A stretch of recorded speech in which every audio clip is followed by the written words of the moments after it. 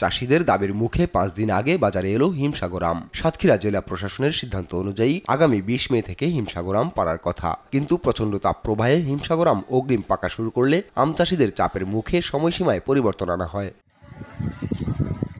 বৃহস্পতিবার গাছ থেকে সংগ্রহ করা শুরু হয়েছে সুস্বাদু হিমসাগর আম। খবর পেয়ে অনেক জেলা থেকে আম পাড়া দেখতে ও সংগ্রহ করতে ছুটে আসে মানুষ। বাগানীরাও দেখছেন লাভের মুখ। আপনার বাগান ঘুরতেছে, কিছু আম খাবো, আম কিনে নিয়ে যাবো না।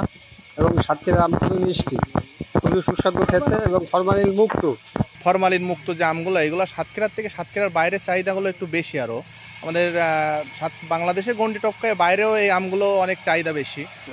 এবছর আপনার খুব সুন্দর আম হয়েছে, প্রতিটা গাছে হিমসাগর, বেশিরভাগ হিমসাগর আম ভালো মানের আম হয়েছে।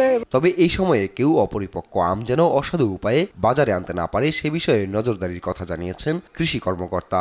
আবহাওয়াগত কারণ এবং আমাদের চাষিদের চাহিদার কারণে আমরা এই তারিখটা একটু আগায় নিয়ে এসেছি, আমাদের কৃষক যেন ক্ষতিগ্রস্ত না হয়, আমাদের ব্যবসায়ীরা যেন ক্ষতিগ্রস্ত না হয় এবং আমার ভোক্তারা যেন এই হিমসাগর আমটা সঠিক সময়ে বাজার থেকে ক্রয় করতে পারেন, সেই লক্ষ্যে আমরা এই তারিখটা পরিবর্তন করেছি। এদিকে বাজারে আসতে শুরু করেছে রাজশাহীর আম। গুটি জাতের আম পাড়ার মধ্য দিয়ে বৃহস্পতিবার শুরু হয়েছে রাজশাহীর আমের মৌসুম। ব্যবসায়ী নেতারা বলছেন, এবারের আম পাড়ার সময়সূচি ছিল যথোপযুক্ত। ভোক্তাদের হাতে যাবে সুস্বাদু ও বিশুদ্ধ আম, আর আশানুরূপ দাম পাওয়ার আশা বাগানীদের। তো এবারে যে সময়টা বেঁধে দেওয়া হয়েছে সেটা প্রপার, সুন্দর, যাতে আম চাষিরা ম্যাচিউরড আম পাড়তেছে। এবার রাজশাহীতে 19,603 হেক্টর জমিতে আম চাষ হয়েছে। উৎপাদন লক্ষ্যমাত্রা 2,60,006 মেট্রিক টন। বিক্রির লক্ষ্যমাত্রা ধরা হয়েছে প্রায় 1,700 কোটি টাকা। আপন অপু, নিউজ ডেস্ক, দেশ টিভি।